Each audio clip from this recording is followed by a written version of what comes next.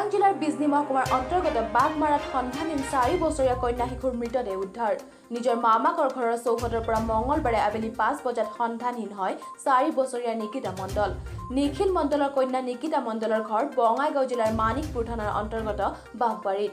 ঘটনা সন্দৰ্ভত বিজনী থানাত পৰিয়ালবৰ্গই সন্ধানহীনতাৰ গোচৰ ৰুজু কৰাত বুধবাৰে বিজনী আৰক্ষীৰ দলে ঘটনাস্থলীত উপস্থিত হৈ সোধপোছ কৰাৰ লগতে ঘৰৰ আশে-পাশে তালাচী অভিযান চলাই কোনো সন্ধান নাপায়।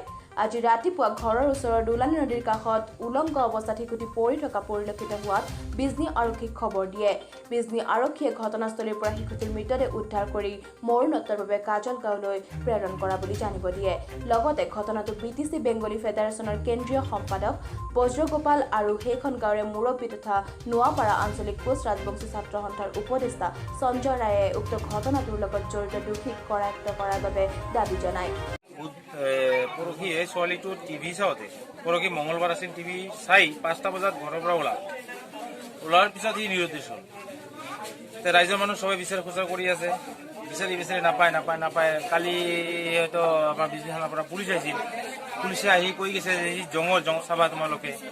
সেই ক্ষেত্ৰত আমাৰ গাঁৱৰ ল'ৰাবিলাক একগোট হৈ প্ৰতিটা জংঘলে যায় মানে বিচাৰ খোচাৰ কৰি থাকা।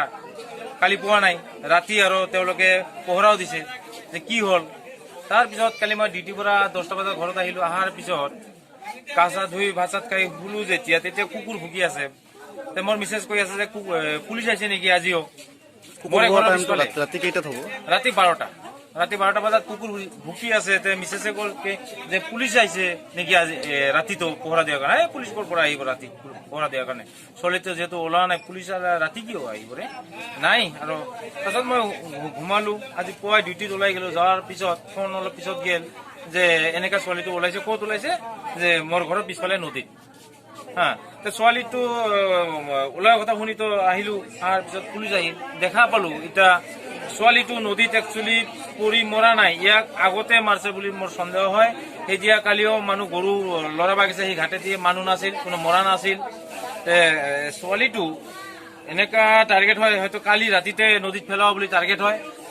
আমি আক্ৰাসুৰ তৰফৰ পৰা এই দাবী জনাম প্ৰশাসনক, প্ৰকৃত দোষীক কৰায়ত্ব কৰিব লাগে, উচিত বিচাৰ হ'ব লাগে। যোৱা পৰহি এটা মৰ্মান্তিক ঘটনা, 4 বছৰীয়া এজন ছোৱালী নিৰুদ্দেশ হৈছিল। তো আজি ইয়াৰ ডেড বডিটো পোৱা গৈছে। এইটো বৰ মৰ্মান্তিক ঘটনা, এইটো মানে ক'ব লগা ভাষা নাই। তো যিয়ে নহওক, যি ঘটনাটা ঘটি গ'ল, এইটো আমি বেংগলী ফেডাৰেশ্যনৰ পৰা তদন্ত আইনী প্ৰশাসন, যিহেতু প্ৰশাসনক মই তদন্ত কৰিব দিছোঁ যে অতি সোনকালে যদি মানে কিবা দুৰ্ঘটনা হয় তেনেহ'লেতো ক'ব লগা একো নাই। যদি কিবা ইয়াৰ মাজত কিবা ৰহস্য থাকে তেনেহ'লে প্ৰশাসনক অতি সোনকালে দোষীক কৰায়ত্ব কৰি